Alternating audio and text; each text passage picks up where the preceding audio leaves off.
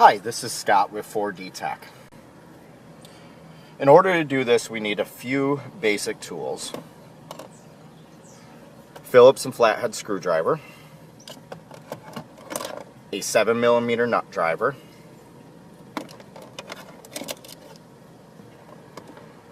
and a plastic pry tool or variety of for dash removal. To get started, we will remove the dash.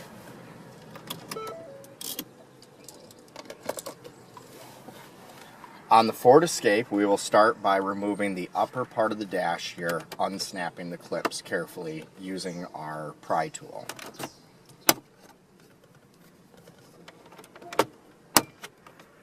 You want to get the dash started and just simply work your way around to release the clips.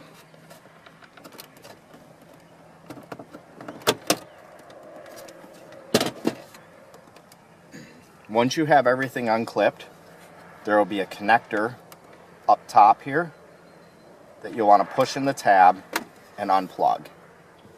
Be sure to remember anything that you unplugged so you can plug it back in later during reassembly. For this panel, I'm going to simply swivel it out of our way, but be careful when you're setting it on top of your dash that you don't drag the clips across the top of your dash and scratch it.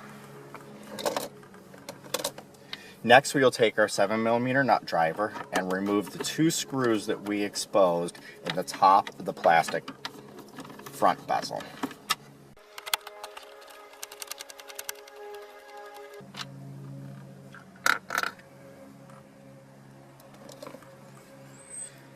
Now we will take our plastic pry tool and use it to begin to release this plastic bezel on the front of the dash that surrounds the screen.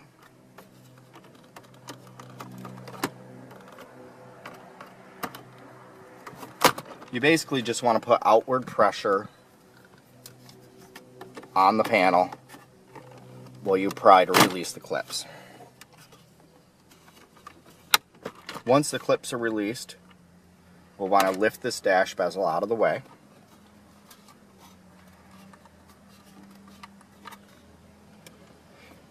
And there will be a connector plugged into the back of the controls.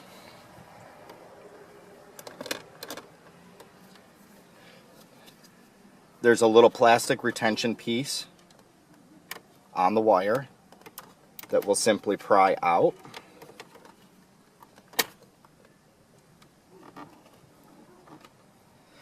And that will show us the connector.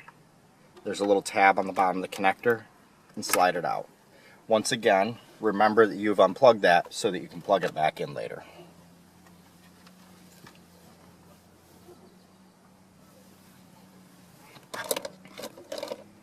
Now that we have the screen exposed, we are going to remove the 4 7mm screws around the screen.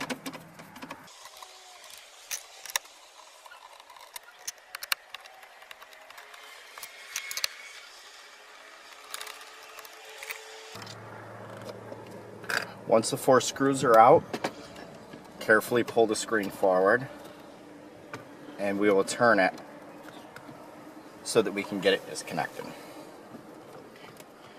There are 3 things that need to be unplugged: the antenna connection, the USB connection, and the main connector. The antenna connection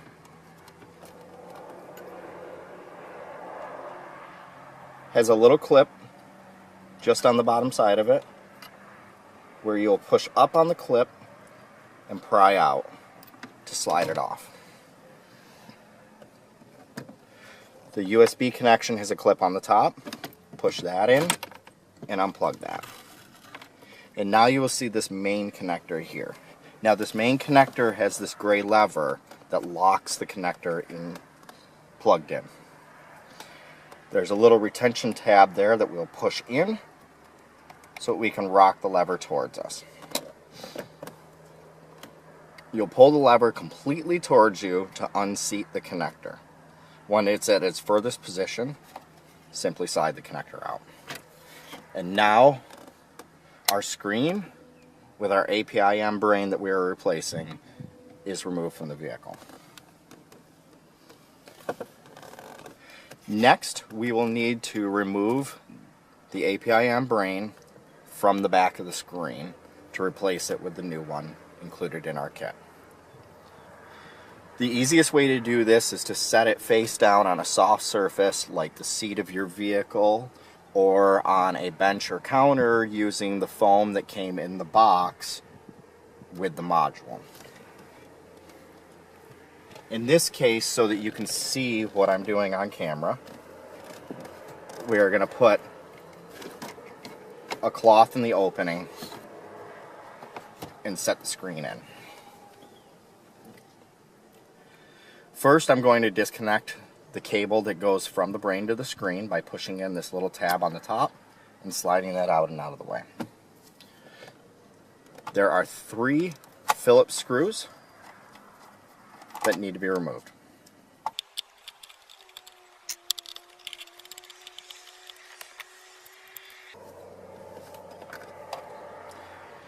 Now that the non-navigation brain has been removed from the back of the screen, we're going to take our 4D Tech supplied navigation equipped Sync 3 brain and put it in its place.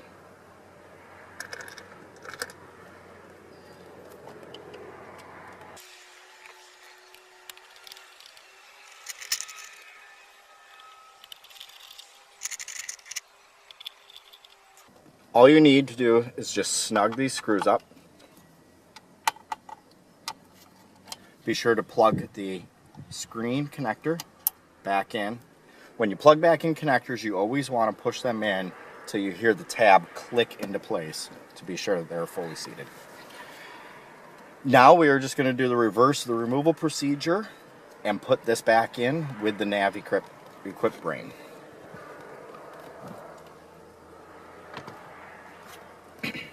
Now the connector that you want to be most careful of is the main connector here.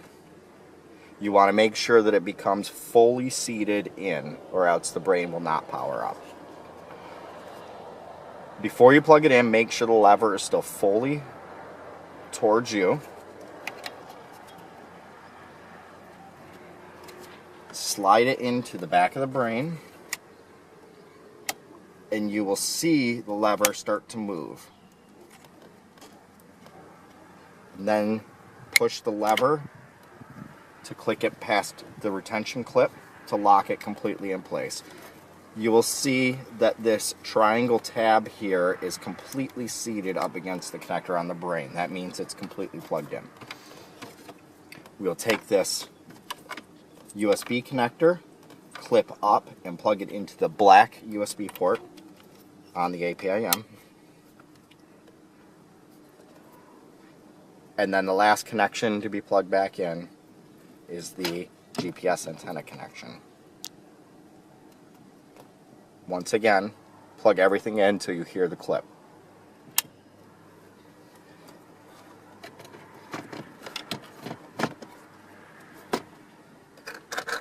Now we will replace the screen in the dash with the 4 screws we removed.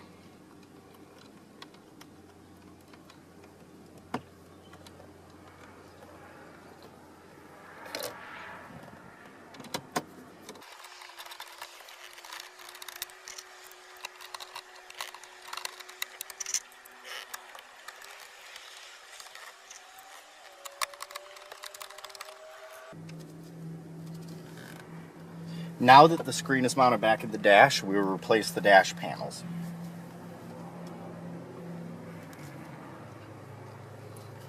As I'd mentioned earlier, be sure to plug back in anything that you unplugged during the removal procedure.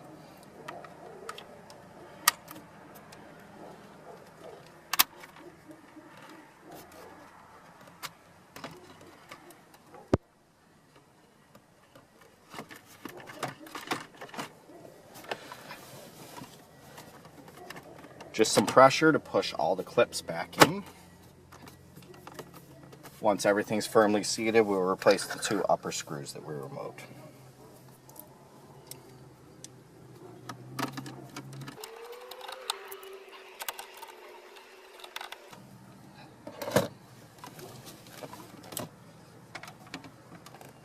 And then the top of the dash Be sure to plug the connector back in that was unplugged.